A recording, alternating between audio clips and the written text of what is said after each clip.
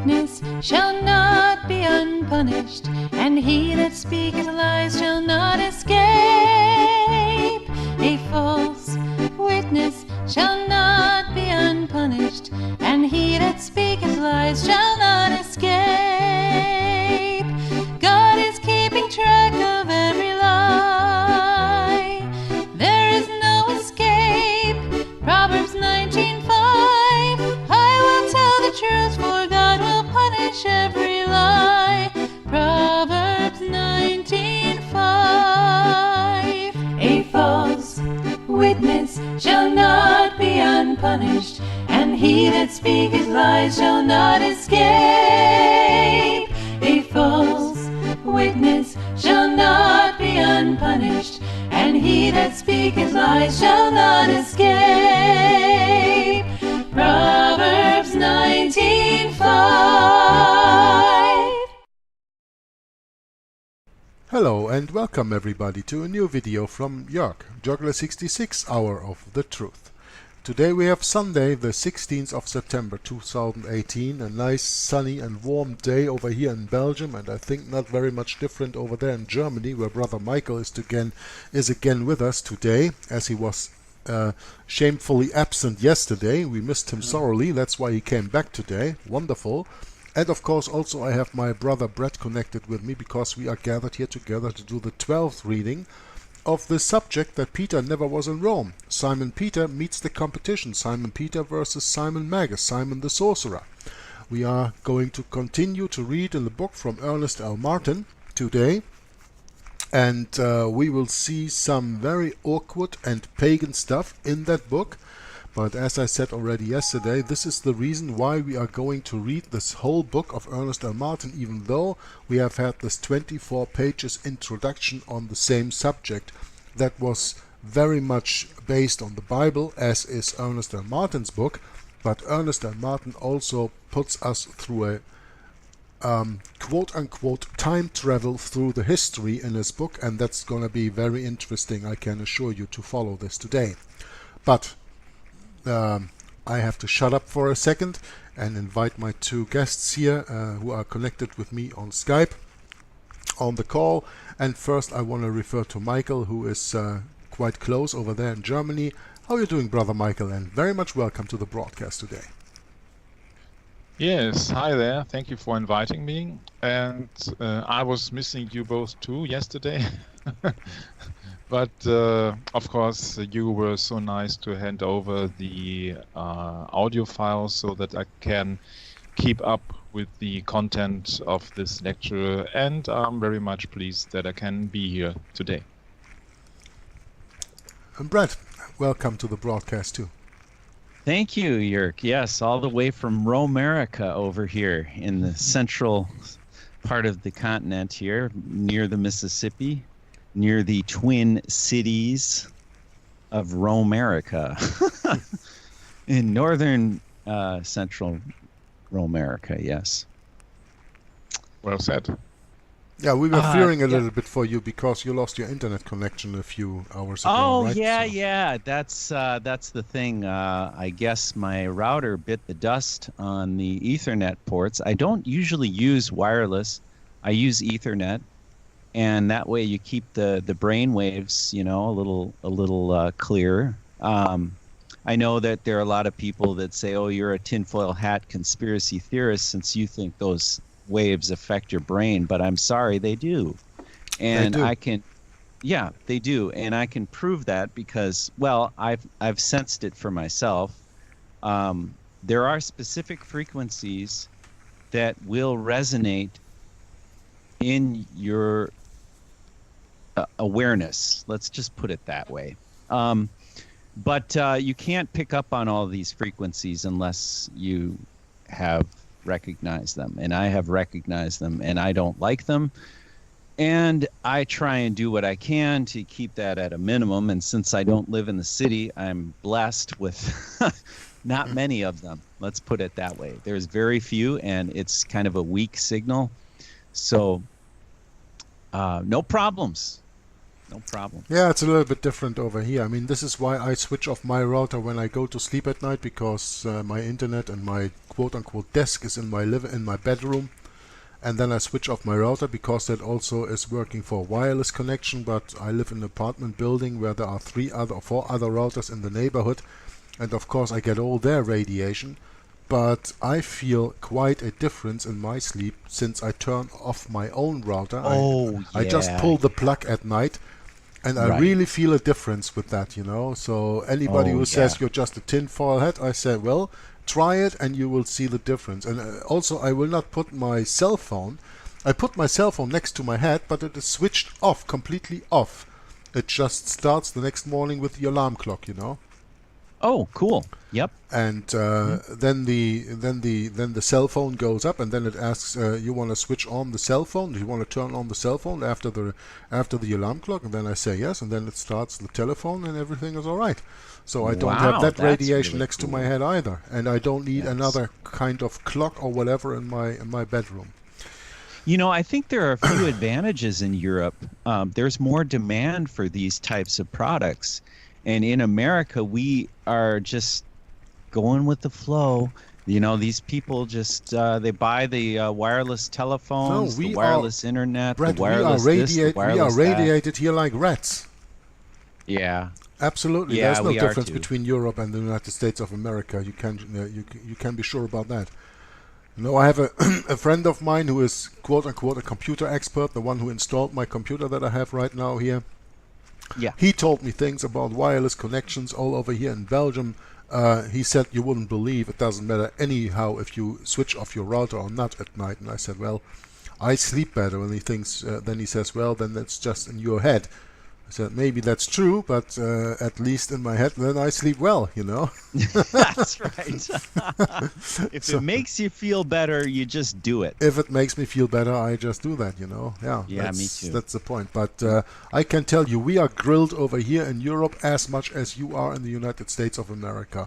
With all these wireless connections, G4, G5, HARP, and all these things all around in the world. I mean, it's here no better than at your place. Probably you probably even have a little bit less because you really live far from really in the outskirts of the city. That's true. I live in That's Belgium. true. I live in Belgium, which is such a little country, and that has a population of 11 million people. Yes. So I understand. The density it's a lot bigger. Yeah, the density is quite high. It is a lot bigger. Oh, I know, and I'm sure the traffic reflects that. You've told me that. And I guess that's something you have to experience in order to know it, because the traffic we get here is probably just peanuts compared to over there, even in the worst scenario. Yeah, you know. The traffic over here in Belgium is kind of like living in LA in rush hour 24/7. More or less.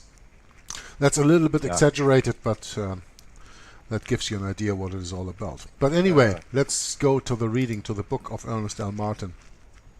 I really want to go into that because I love this study that we are doing here. I'm glad that our brother Michael is accompanying us today again. And so we will read in the next part of this book that is called Petrus in Pagan World, and we are still continuing on the subject pagan gods called Peters. Yeah? So I have the picture here of Simon Peter the Apostle to the left, and Peter Magus, or Simon Magus on the right, dressed in black. I will keep that picture for a moment, and we are speaking about Petrus in Pagan World. Notice some references to these sacred Petrus found throughout the pagan world. At the temple of Delphi in Greece, the chief object in the ritual was the Petra, Pausanias, as we can read in Pausanias book number 10. At the Acropolis in Athens, Euripides tells us the niches which held the idols were called Petrae. It is well known that even the sacred book which was used in the celebration of the Eleusinian mysteries was entitled, quote, Book Petroma, unquote. Peter Roma, Peter's book. And you can confirm that in Potter's Antiquities, Volume 1, page 356. Remember that the pagan temples were also called after the Peters. The temple at Elis in Greece was called Petron. Pytho at Delphi was called Petraessa. The oracle temple dedicated to Apollo in Asia Minor was called Patara, and the oracle there was called Paterias. Ios means person, who, or one. And we can read that in Lemperier's Classical Dictionary. Also Petrae, an ancient town where Diana had a temple. Now I prepared a picture of Diana. You can see here, this is the goddess Diana with 100 breasts, a real fertility goddess of the pagans. An ancient town where Diana had a temple, and the oracle in Achaia was called Petra. We can read that in John's Proper Names of the Old Testament, page 296. Examples are just too numerous to mention, but this should be enough to show that the name Peter or any of its variants figured very high in every phase of pagan worship. Sun worship, let me add here, S-U-N, sun worship. These Peter stones and temples were found all over the ancient world. As Brian says in his book, quote, "There is in the history of every oracular temple some legend about a stone, some reference to the word Petra." Unquote. Now we come to the origin of ancient Peter worship. Peter worship can be traced directly back to Mesopotamia. It was there that idolatry had its beginning. There is where the Tower of Babel was erected. It is no wonder that in Mesopotamia we find the first mention of a Peter temple in Numbers 23. Now let's go to the Bible. Let's go to the book of Numbers and the chapter 23. And it says here in the book 22, 4 to 5. So that must be then chapter 22, right? Not 24. What is that here? 4 to 5. Let's see here. "And God met Balaam, and he said unto him, I have prepared 7 altars, and I have offered upon every altar a bullock and a ram. And the Lord put a word in Balaam's mouth, and said, Return unto Balak, and thus thou shalt speak." And in 22, what does it say? I don't know. This seems to be a wrong reference.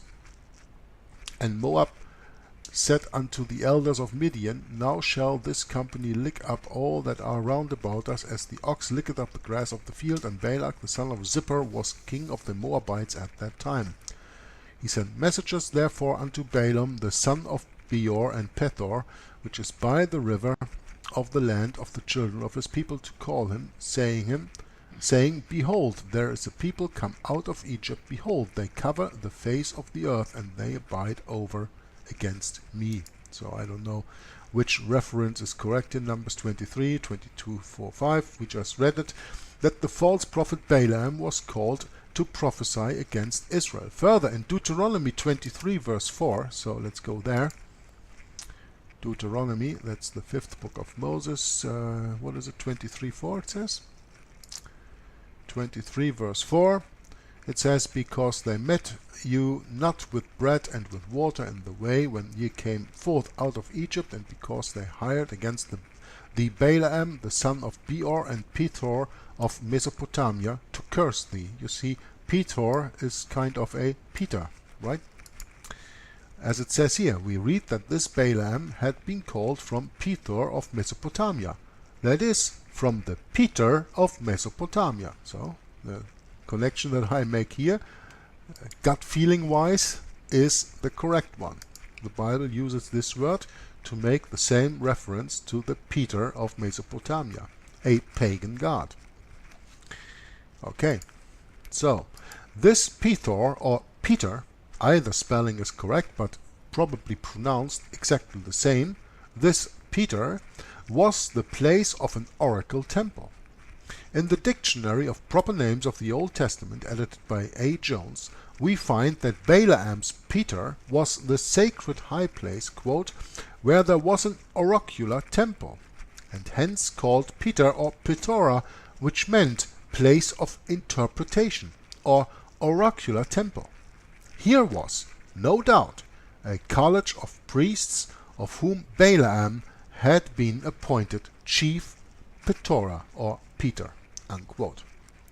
Yes, Balaam was the chief Peter of the Petor Peter temple of Mesopotamia. It was customary for each pagan country to have a chief oracle or a chief temple. The Petor or Peter in Greece was Delphi. In Egypt it was Ammon. In Asia Minor it was Lycia, and later Pergamos. Professor Jones tells about the other Petors throughout the world, and we are not speaking of Indiana Jones.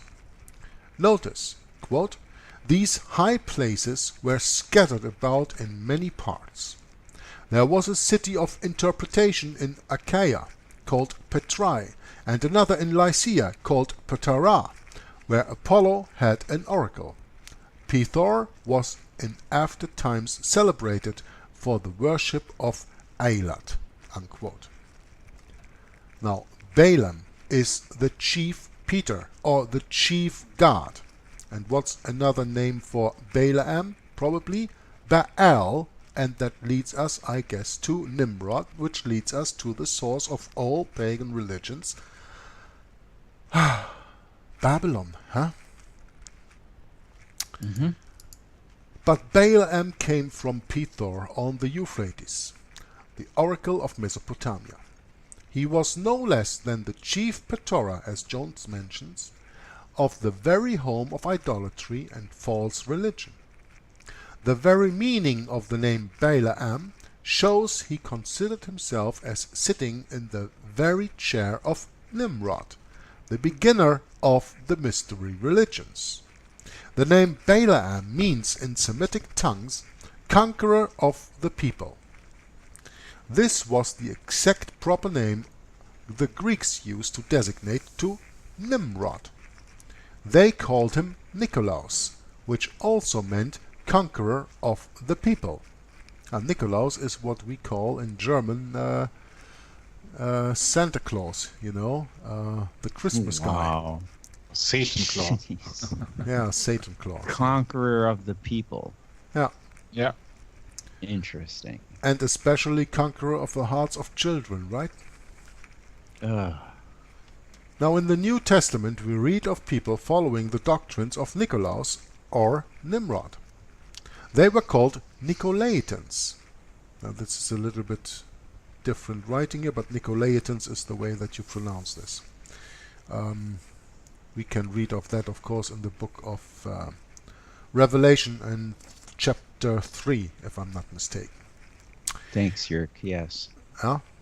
It's because Jesus Christ said, "This I have, this you have, that you hate the works of the Nicolaitans, as I also hate the work of the Nicolaitans." Because Jesus Christ there condemns the Nicolaitans' works and not the Nicolaitans themselves. He doesn't hate the people; he hates the works they are doing. Very important part in the Bible, because some people interpret that the way, oh, Jesus, who says we love our enemies, he says he hates those people. No, he doesn't hate them. You have to read this verse correctly in I think it is Revelation chapter 3.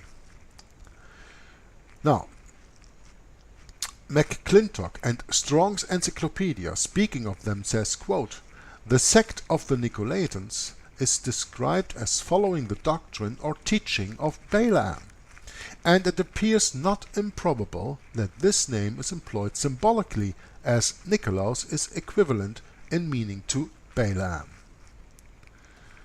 Yes, the two names Nikolaus and Balaam are exactly the same in meaning. They both point to Nimrod. Well, let's just put a picture of Nimrod in here. Then we have that already off our backs. Got so many pictures of Nimrod. This is one that I very often use. It has a very bad resolution, so I'm going to use another one. Maybe you know this one. No. Nimrod and Semiramis. No. Where's a good one? Let's take this one with all the other names for Nimrod. That's interesting to study next to my reading here. Okay? Yes, the two names Nicolaus and Balaam are exactly the same in meaning. They both point to Nimrod, the originator of paganism, the originator of sun, sun worship.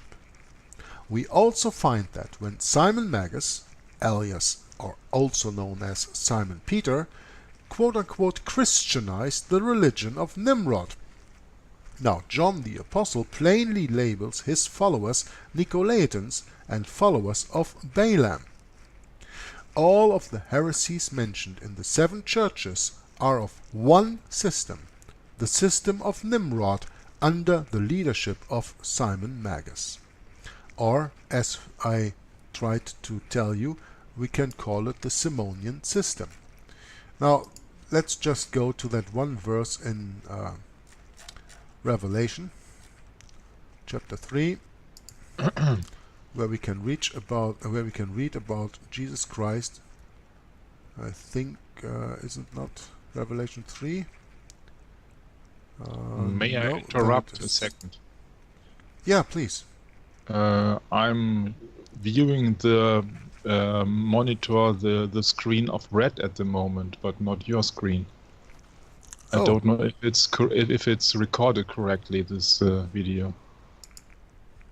Oh yeah, it is. Yerk's got the recorder going. Yeah, I got the recorder going, but not my share screen. You share your screen, Brett. That's right. You should not do that.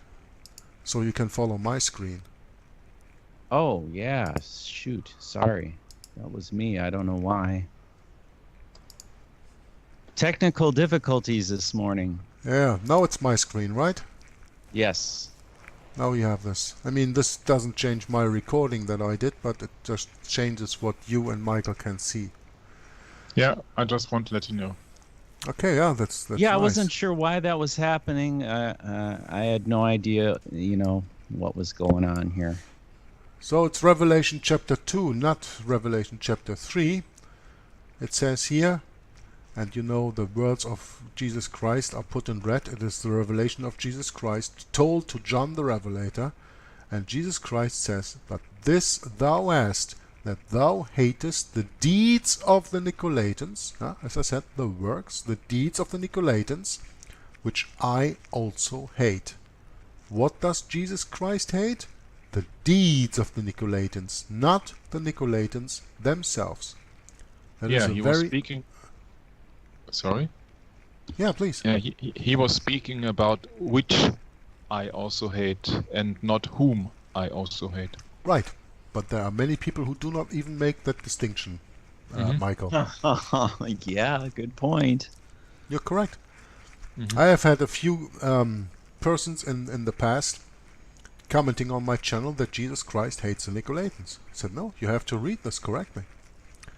And you know what's interesting about this? While we're at this, you say, it says, which I also hate, so that refers to the deeds and not the people. Now I'm going to give you another idea about where people have a wrong understanding of the Bible. And we turn to one of my absolute favorite books of the whole Bible, which is the book of Daniel, and chapter 9. And at the end of that chapter, we can read that also a lot of people make a wrong connection to the he. Now, it says, "And after 62 weeks shall Messiah be cut off, but not for himself.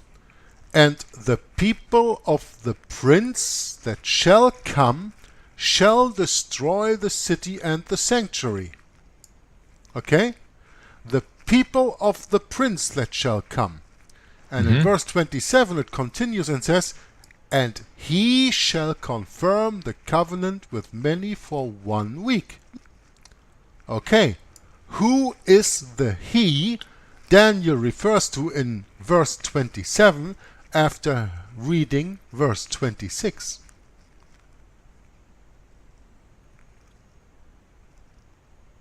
Yeah, of course, it's the one which is referred to in the beginning of verse 26. So It's the Messiah. It's Messiah. You are correct. Yeah. But in all the churches in the world, Brother Brett and Brother Michael, it is taught, Yes. it that's is right. taught that the He refers to the Prince that shall come. This one. Because this Prince that shall come is historically being understood Titus, who is the son of the, at that time, reigning Roman Emperor Vespasian, if I'm not mistaken by that name now. But we are speaking about Titus and his soldiers, the people of the Prince that shall come. That is Titus and the 10th legion of the Romans who came in 70 AD to destroy Jerusalem, to burn it down to the ground. And Jesus Christ even made the prediction and said that this temple will be destroyed and there will not be one stone left upon another. And what are all the Jews doing today in Jerusalem? They are going to wailing on a wall that they say is the last remaining wall of the temple. So they again make Jesus Christ a liar, because he said there will not be one stone left upon another. Surely not a whole wall. Yeah? Good point. Yeah. But this point, the Prince that shall come, is not the one who shall confirm the covenant with many. And this is where the lie of futurism picks up. And the Roman Catholic Church and the Pope of this world, or the popes of this world, deceive the whole world with a wrong interpretation of this. And this is why I think it is so very important, Michael, that you made this point. Well, Jesus Christ refers to the deeds because of the which.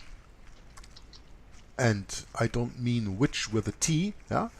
Because of the which, the deeds that he hates, not the Nicolaitans. And that's the same in Daniel chapter 9 verses 26 and 27. The he in verse 27 that we see here can only refer to Messiah and cannot refer to the prince, because it says the people of the prince. So then it would be they shall confirm the covenant with many. It just says the people of the prince that shall come. So he can only be related in verse 27 to verse 26, Messiah. Just a little point, absolute outside of this reading, but inside a very important Bible teaching that I want to make with you guys over here. Yeah? That is very dear to my heart, that we understand this correctly, because this is on the basis on the greatest deception since the Garden of Eden. It is because the Roman Catholic Church teaches this wrongly that so many people are not reading books like this one from Ernest L. and do not understand that Peter never was in Rome, that Peter was not the first pope, and that the pope is the biblical, historical and prophetic Antichrist. And the basis for that is to be found in the wrong teaching of Daniel chapter 9 verses 24 through 27, especially with the wrong reference of the he in verse 27 to the prince that shall come, and therefore putting that what Messiah accomplished 2000 years ago to the hands of the Antichrist who is in the future. The Roman Catholic Church teaches everything 180 degrees opposite to what the Bible teaches.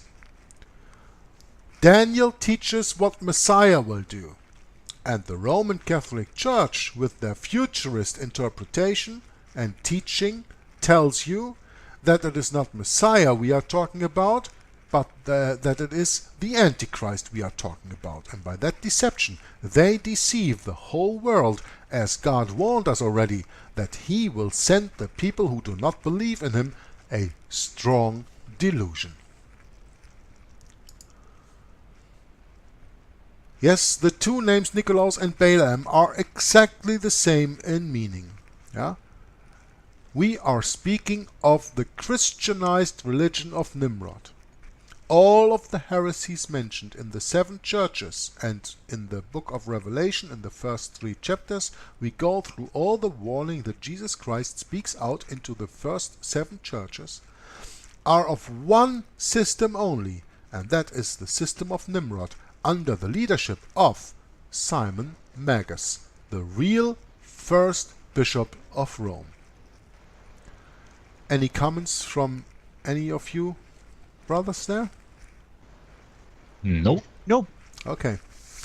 Balaam represents Nimrod. The name of Balaam is another name for Nimrod. But understand this clearly. The Balaam who met Israel on their way out of Egypt was not the original Nimrod. He had been killed several hundred years before. This Balaam merely represented Nimrod as his, let me add this one word, apostolic successor.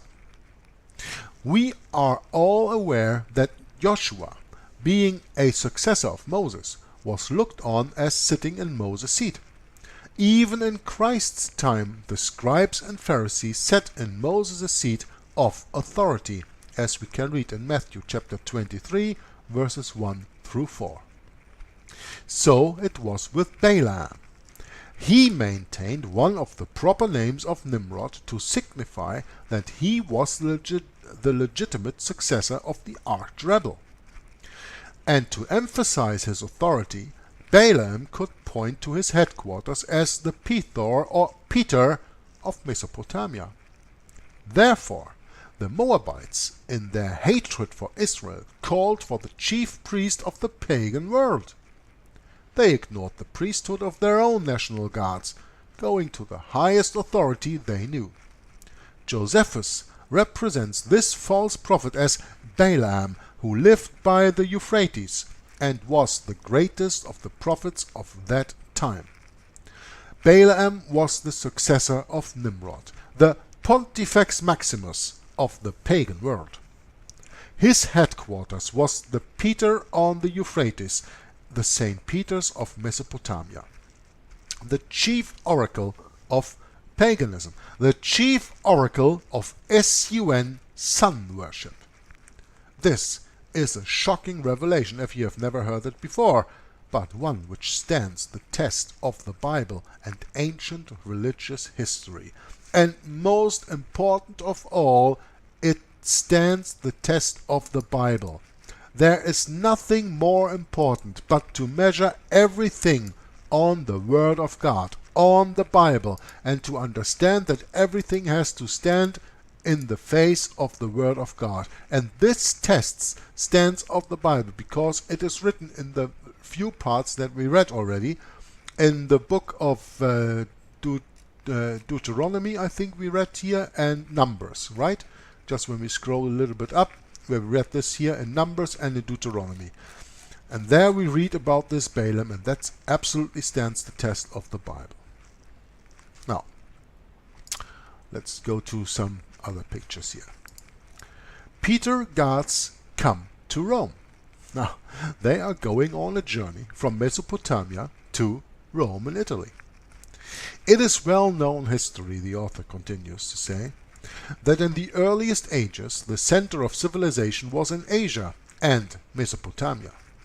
In later times political power passed to the Greeks and then to the Romans. It is also well recognized that the religions of Asia by Greek and Roman times had also passed to the West. By the 1st century, the mystery religions of the Babylonians were centered primarily in Rome. By that time, Rome had become the chief city of the world. Early records mention this transference of pagan religion from Asia right to the city of Rome. The 1st century book by Virgil, the Aeneid, something you can read about also in books like Rulers of Evil, to remind you of earlier readings I did, and in imperial times became a type of Roman Bible. Yeah, it was the work of Virgil, the Aeneid, and it was the Sibylline workings. I don't come to the correct name of that right now. Those were the foundation, quote-unquote, holy books of pagan Rome at that time, and especially the work of Virgil, the Aeneid. It gives the story of one Aeneas who wandered away from Asia right after the Trojan War and settled in Italy. The main theme of the book concerns the so-called, quote-unquote, sacred task of Aeneas, bringing the pagan gods of Asia to Italy, more specifically to Rome. Virgil spares no words in glorifying Aeneas' journey. He shows how Aeneas brought the Roman organized religion with all the pagan gods and goddesses necessary for performing it. And most important, Virgil constantly says that these deities were the Petri of Asia. Now, let me just check.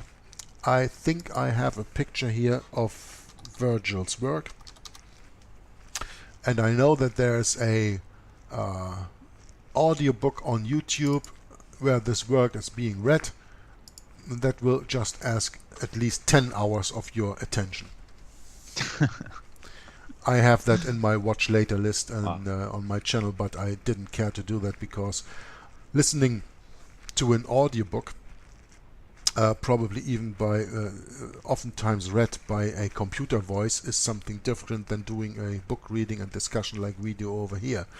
But this work from Virgil, the Aeneis, you have to understand what it's all about. Therefore, maybe you don't have to read it all, but at least read some kind of a summary or whatever, and get that this was the quote-unquote Bible of the pagan Roman Empire. Yeah? Now, these gods and goddesses, the author continues, were the Peter deities, the chief deities, which were destined to favor Rome and Italy above all other countries. Now, Asia had been the original home of the Peter gods. Through Virgil, we find them being transported to the doorstep of Rome. And why not? By the 1st century, Rome was considered the home of the gods. Prudentius, an ancient Roman himself, says that there wasn't a single pagan deity that did not, in the end, find its headquarters at Rome. And you want to know where they had them? In the Pantheon. I don't know if I have a picture of the Pantheon. I think I do. And there in Rome they have this. Yeah, of course I have it. I have everything. Good. No, not everything, but this one I have.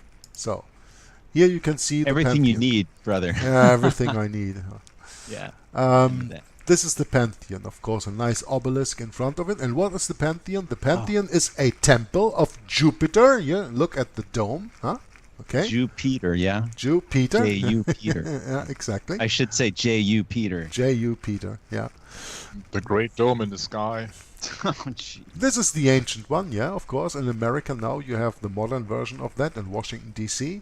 And just turn to the book Rulers So of Evil true. and American Graffiti So and these true, kind brothers. of chapters, and you make the circle round all of a sudden. Wow. So here we have the Pantheon, and the Pantheon is the old pagan temple where in the niches all the pagan gods were put away. Statues of the pagan gods. Then Rome baptized itself with Christianity. The Pantheon was given up and everything was moved into St. Peter's Basilica. Wait a second. This is ringing a bell here. Can I make a comment? Yeah, sure. Wasn't there some type of statue of a deity or something outside the Pantheon of, I want to say Jupiter. some kind of... Well, no, before Jupiter. And they melted it down to make Jupiter. Well, that's possible, of course. You know, I'm sorry. Jupiter is the Roman thought Zeus, so maybe there was Yeah. a statue of Zeus outside. There was and- some kind of statue. I don't know if it was inside or out, actually, but they melted it down and made Jupiter out of it. Yeah, and that Jupiter then they transported into St. Peter's Basilica and called it St. Peter, and that statue is still there. Right. We showed that yesterday in the broadcast. Incredible. When he was dressed in this papal clothes, you know? I'm sorry I don't have the specific reference in front of me. If I find it, I'll mention it It's later. okay. You can, during the reading, maybe look it up on the internet. Maybe you come back to us later and tell us. But the point that I want to make is this is the pagan temple of Rome, the Pantheon, where all the gods were kept as statues. And these statues then were put elsewhere, and they were all given Christian names. So all the quote-unquote holy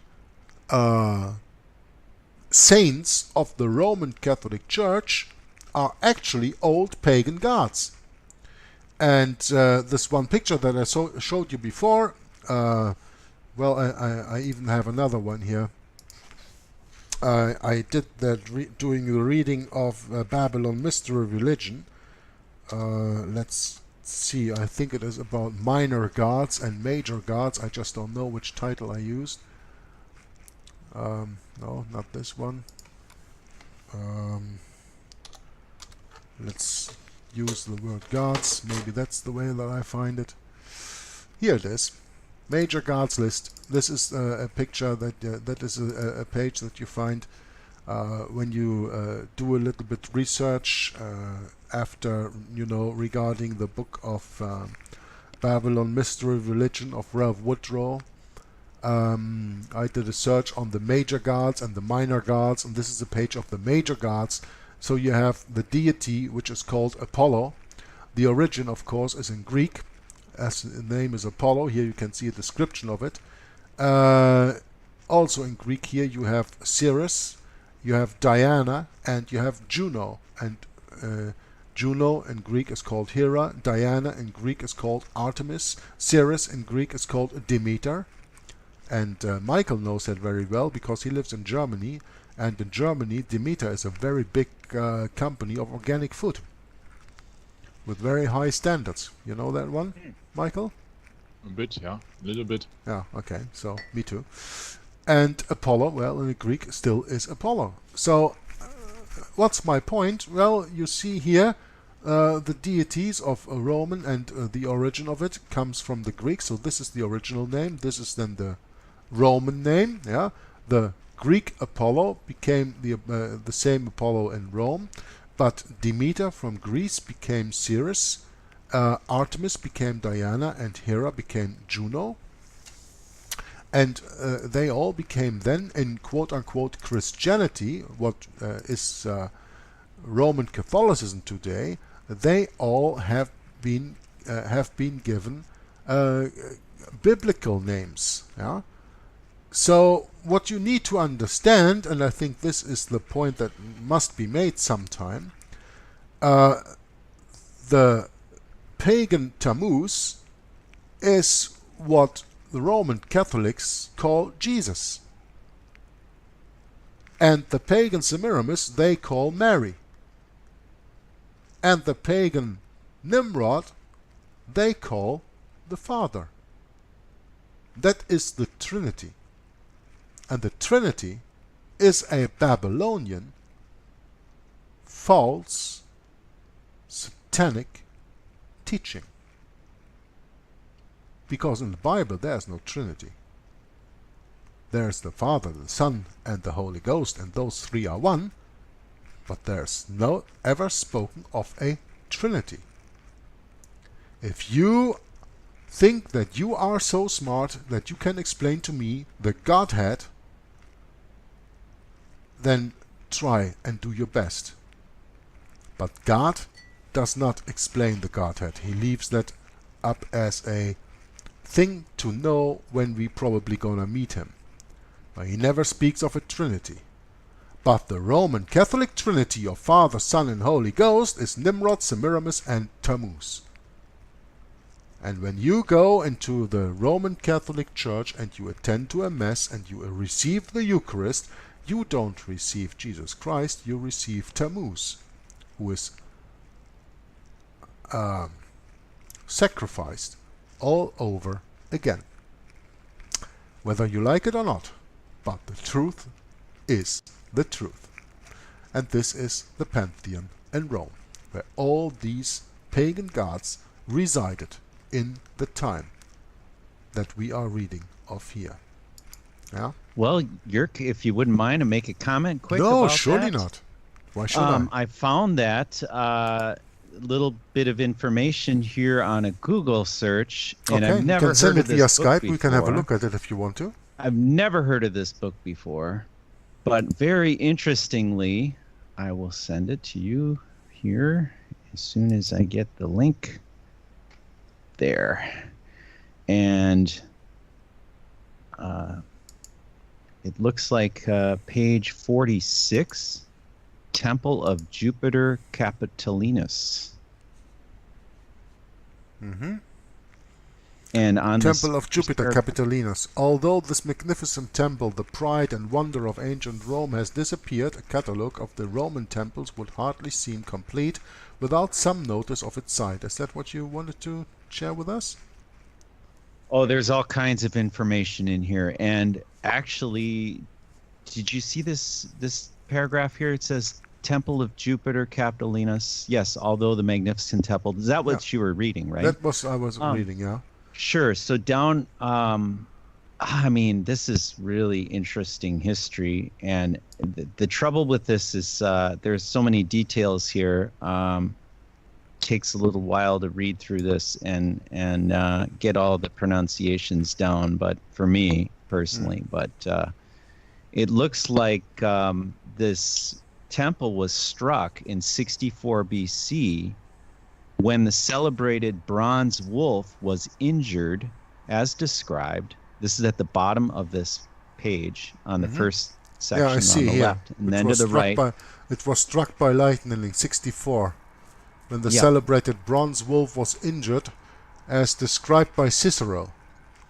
In the cell of Jupiter stood the statue of the god, which is represented on medal still extant, in a sitting posture, with the foot extended.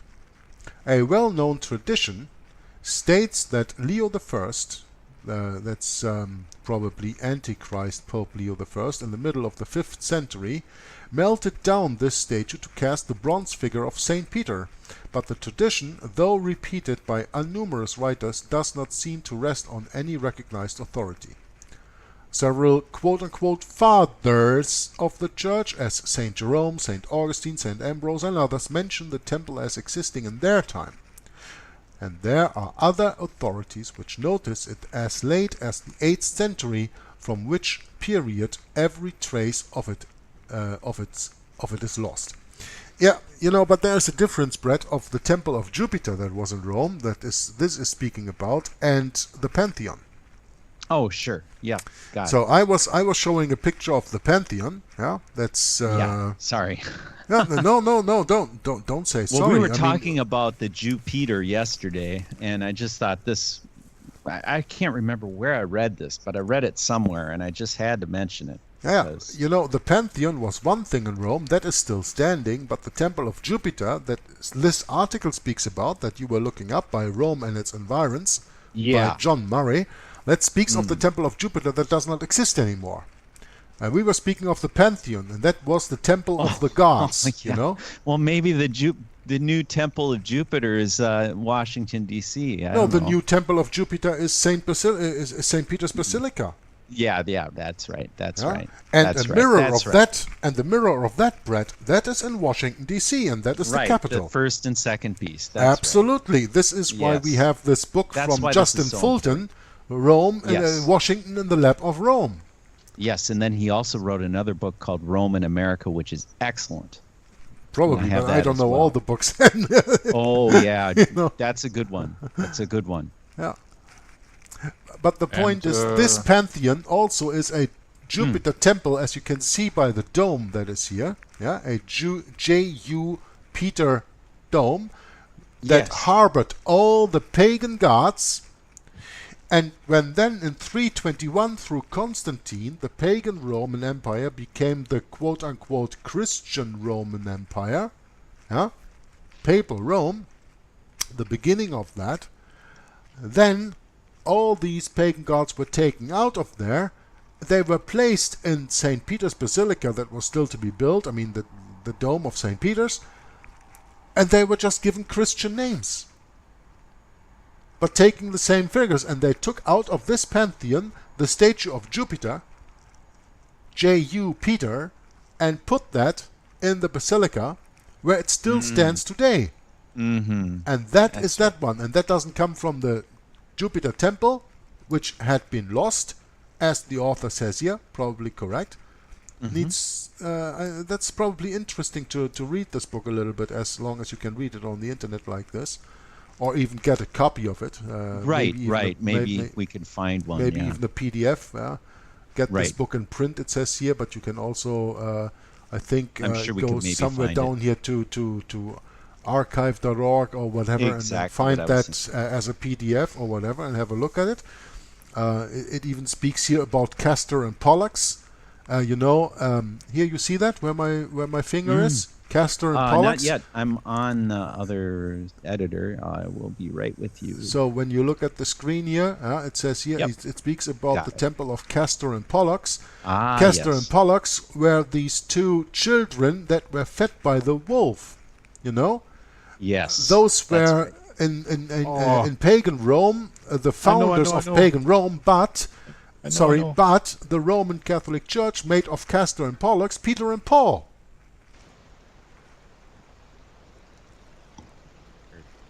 You I know thought that? Romulus and Remus. Yeah. Oh, yeah. I'm mistaken. Yeah, that's right.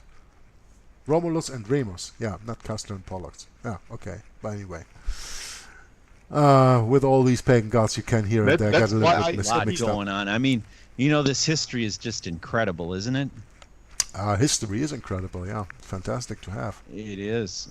It goes have- on and on and on, and the Roman history is no small little thing. It's I would like gigantic. to add a comment here. Please. You see, I'm just beginning to think that there is a special reason for this Trinity, for this unchristian Trinity, Roman Catholic Trinity, because I was just looking up what the name Pantheon actually means, and it's a combination of two words actually. The first one is Pan, which stands for all, and Theon for God. So the temple of all gods.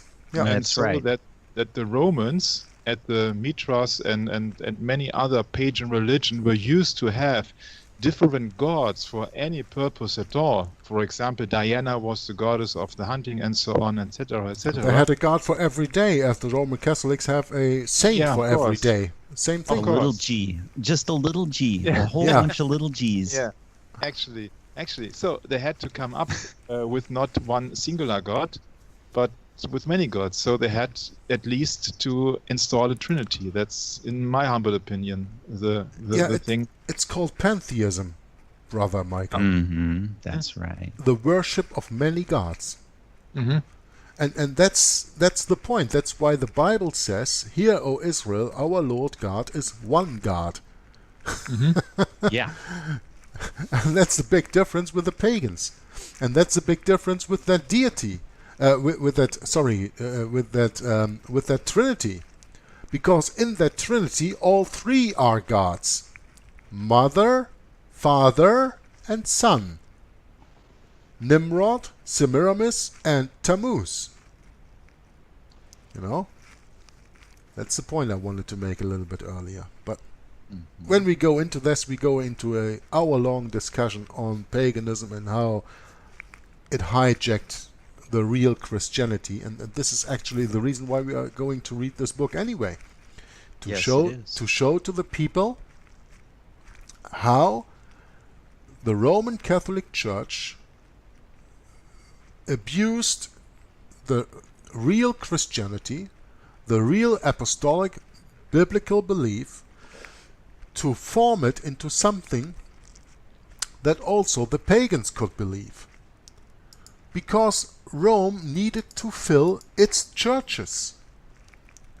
And therefore they needed all the heathen, all the pagans to come into their churches. That's why they changed the feast of Saturnalia into Christmas. Or the feast of Christmas into Saturnalia, whatever way you want to turn it around. They had the Saturnalia already, and they told the pagans, well, you come into our churches, you can still celebrate Saturnalia, we just give it another name, and you just celebrate the birth of the sun god. We just call him Jesus. Well, hey, of course, it is still Tammuz. You know? Right. That's the policy of the Roman Catholic Church, and with that they deceive the whole world. I mean, for almost 2,000 years. Mm-hmm. Because the mystery of iniquity did already work in the time of Paul. 40, 45, 50, 55, 60 AD. When he was speaking to the Thessalonians, when he was speaking to all these different churches whom he wrote out of Rome. When he said to the Thessalonians, don't you remember that I told you when I was yet with you? Yeah? He was very clear when he was with them. He told them that the mystery of iniquity was already working. That mystery of iniquity goes back to Simon Peter, not Simon Magus, not the Peter the Apostle.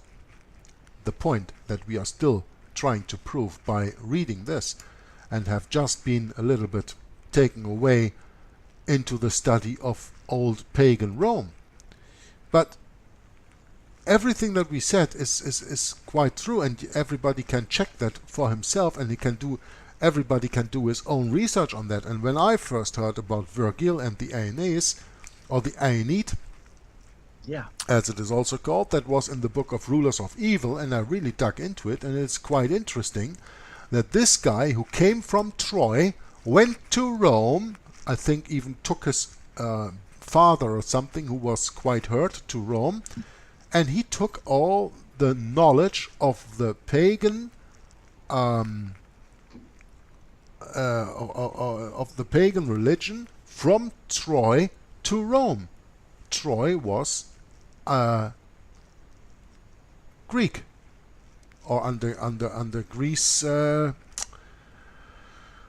occupation, under Greek occupation, because of the Trojan horse. How the Greeks got into Troy, yeah. And Aeneid traveled from Troy to Rome and brought this pagan religion to there. This is how Rome was founded, or at least what they use as their foundation of this last pagan empire that we have in the world. First Babylon, then Medo-Persia, then Greece, and from Greece to Rome, via the help of Aeneid in his work from Virgil, who just wrote this down, this work of Aeneid. Is Aeneid a real historic person? I don't know. Is it just a legend? I don't know. But the work of Virgil, of the Aeneid, is one of the big foundations of the Roman Catholic Church still today. And therefore you need to inform yourself about this a little bit. Huh? Now when we speak of all these Peter deities, and we of course speak of J.U. Peter, Jupiter, it is important to understand that that statue first was in this Pantheon in Rome. And when then Constantine hijacked Christianity and hid the pagan Roman Empire under the name of Christianity, all the gods that were put in this Pantheon, as you say, it stands for Pan. What was that? Many gods? Something, Michael? You said All the gods they had. Yeah. You know, and they took them out of here and they took them into their quote-unquote new church, what we call today St. Peter's Basilica, you know, and they left the Pantheon alone. They didn't worship there anymore. They worship the same gods, they just built a new temple. And that's still St. Peter's Basilica today, with all its derivatives you have in the United States of America. And don't think that Washington is the only city with a capital. Yeah. You have more than 40 states. You have more than 40 states in the United States of America who have a capital in their capital city. Yeah. Not only Rome. So there are a lot of mirrors of that J. U. Peter temple all over the world from Rome. But let's see, where was I in this reading here? The chief deities which were destined to favor Rome and Italy above all other countries. Now let's just go and finish this few little sentences here, and then we can next time continue with the chief gods of Rome. We will probably go into the same subject right now, but by the writing of Ernest Martin, and not by my comments, who here and there are a little bit off. For that I'm sorry. Of course it was Remus and Romulus, and not Castor and that other guy who I just mentioned there. Pollux, yeah, I was a little bit off there. That can happen, you know, here and there you can get a little bit disturbed by all these different names. Yerk knows that when I started to read the book The Secret History of the Jesuits on my channel. Right? Yeah. Little off, yeah. Therefore, it's always good to have... Try again later, someday. Therefore, it's always good to have somebody else on the call that can help you out. Exactly. I'm very glad for Michael to point me to that mistake, and that's why you guys are here for. Saves us a lot of trouble down the line. Yeah. Exactly. Right. So, Asia had been the original home of the Peter gods. Through Virgil, we find them being transported to the doorstep of Rome. And why not? By the 1st century, Rome was considered the home of the gods. Prudentius, an ancient Roman himself, says that there wasn't a single pagan deity that did not, in the end, find its headquarters at Rome. Notice what he says, quote, from Symmachus' work, pages 189 to 197. There came to be one single home for all earth-born gods.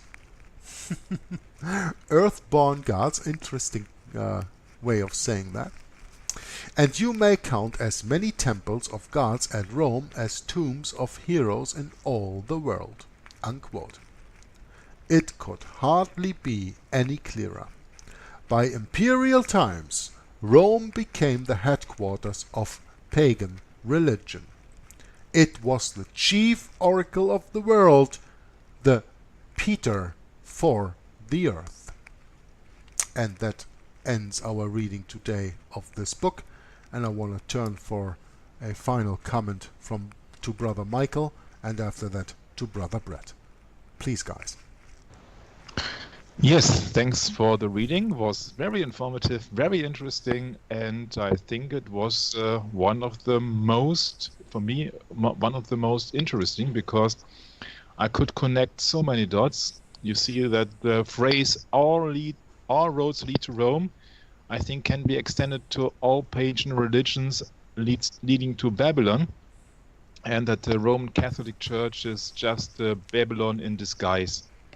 And so, as we discovered that the Pantheon was always worship temple for the ancient gods and goddesses, they had to make up some disguised Babylonian gods to fulfill but to actually mask their goals in terms of using the Christian Mary, the Jesus as a child, and so I think all mixed up together with the Mithras religion, they came up with the Roman Catholic Church. And as I always like to pronounce, it's just Catholic, it's just universal. It's a meaning for universal, and so you can just shorten it to the Roman Church. It's a Roman Church, and as we know that Rome never changes, yeah. Their religion has also never changed. And that's my closing comments. Their religion has never changed. They have just given their gods other names. Yeah. That's right. Brett? Yes, and I have one Bible verse.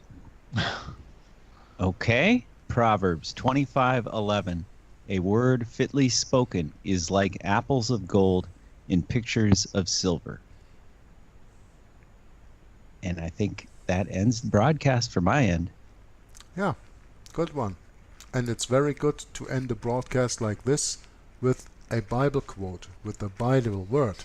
And as I discovered one of these days, another interesting Bible quote of Psalms, chapter of Psalm 118, verse 8.